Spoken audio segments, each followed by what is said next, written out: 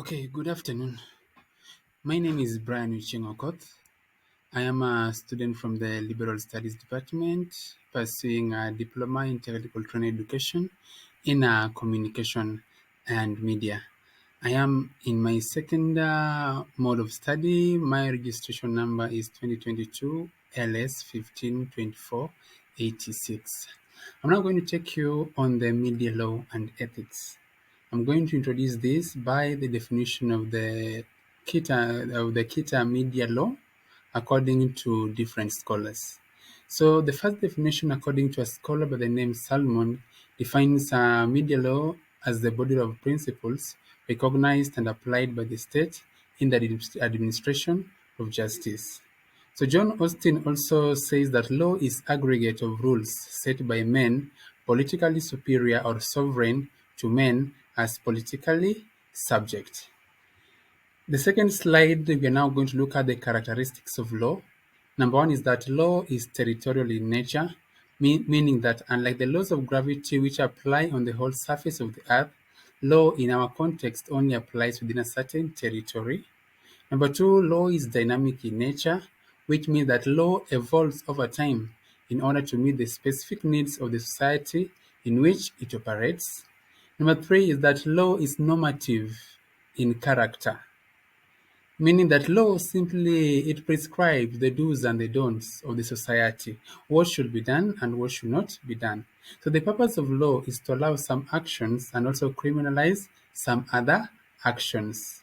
Laws allow some actions, like we have set laws which allows freedom of speech, freedom of worship, freedom of association, freedom of movement, and also criminalizes some other actions. For example, we have got murder, violence, rape, and any other thing that is a criminal offense in the country. Number four, that law is a body of rules. Law is not just contained in a single document. There are set rules and regulations that are stipulated and should be followed. Five, law is man-made, meaning law is an expression of the will of the people that are made and enforced by man. For example, in our country, Kenya, the parliament is the law-making body. So after the laws have been made by the parliament and the president has assented to the laws are now enforced by man, who are now our law enforcement officers, who are the police, in order to make sure that the law that is stipulated must be adhered with. And number six, that law has an element of coercion. I mean, law is coercive in nature. Law is demanding to members of the society and not persuasive. Is demanding to members of the society and not persuasive. And in each law, there are penalties that are inbuilt. In the third slide, we're going to talk about the functions or the purposes of law. The first one is the control function, meaning that the control function or aspect of law usually targets prohibited or unacceptable human conduct. We also have the regulatory function, that law regulates the conduct or behavior of persons by seeking to enhance order or legitimate conduct for the good of the individuals or society or the state. Number three, that justice is the justice administration function, which we find it that law provides an avenue for members of the society to seek and obtain justice. And the last one under function is the interest protection function, that law protects interest, which may be individual, societal, corporate, state, family, religious, cultural, and so on. Let us now look at the media and publishing laws in Kenya. We have got the legislations that govern different aspects. We're going to look at five. The first one is legislation that governs the journalists and other media people. Under this, we have got two acts. The first one is the Media Council Act 46 of 2013 and the Kenya Information and Communication Act CAP 411A of 1998. The second one is the legislation governing the print media, where the print media in Kenya is regulated by one, the Books and Newspaper Act CAP 111 of 1960 and the Media Council Act 46 of 2013. We also have the legislation that governs the making, exhibition, and broadcasting of films. We have got two. I'm going to talk about one.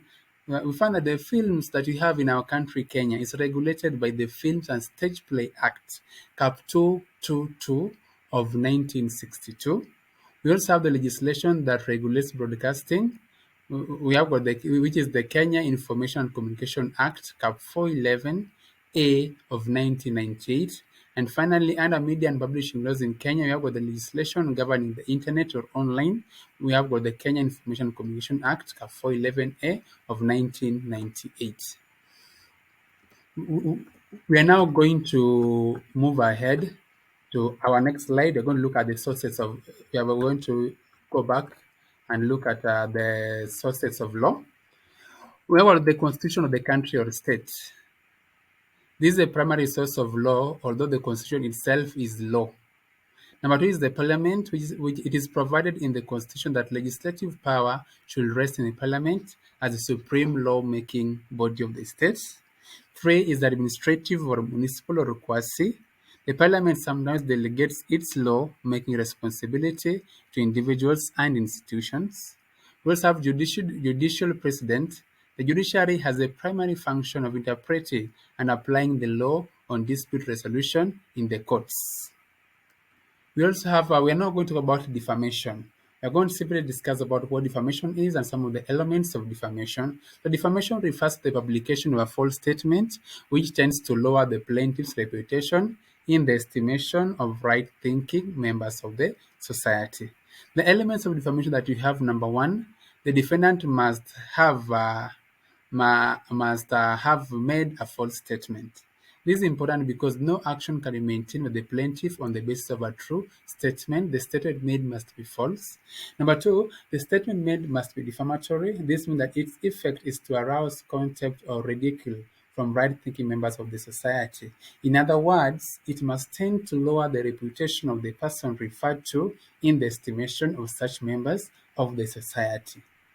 The third element of defamation is that the defamatory statement must refer to the plaintiff.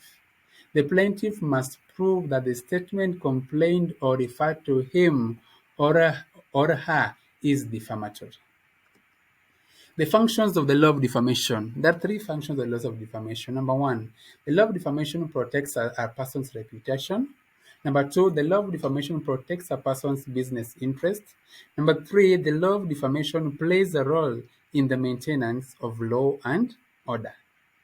The types of defamation. We have got two. We have got slander and we have got libel.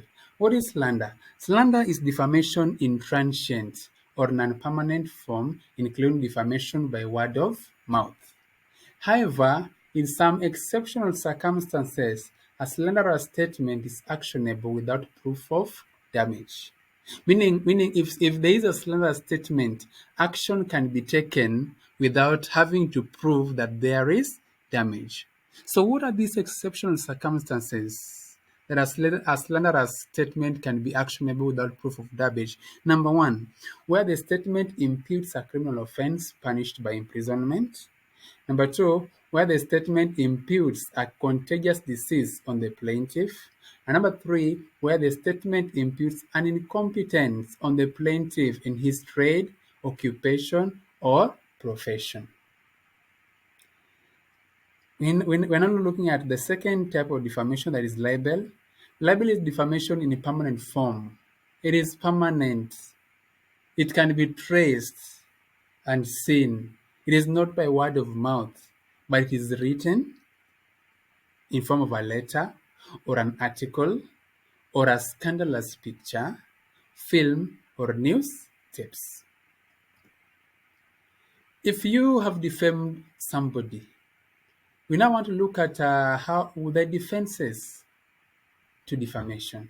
Number one, truth or justification. The defendant can prove that the statement complained of is true. Number two is fair comment. A fair comment on a matter of public interest, such as conduct of politicians or work of art, is no libel unless it is written intemperately and maliciously. There must be malice behind that writing. Three is privilege. The meaning of the word privilege is that a person stands in such a relation to the fact of the case that he is justified in saying that will be slanderous or libelous if someone else said it. Four is apology.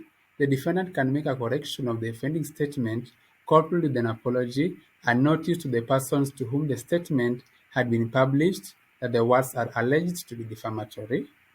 Publication without malice. In any action for libel, a newspaper or any other periodical publication, the defendant may show that libel was inserted without malice or gross negligence. You did it in good faith without knowing. It was not intentional. There was no malice behind that slanderous statement.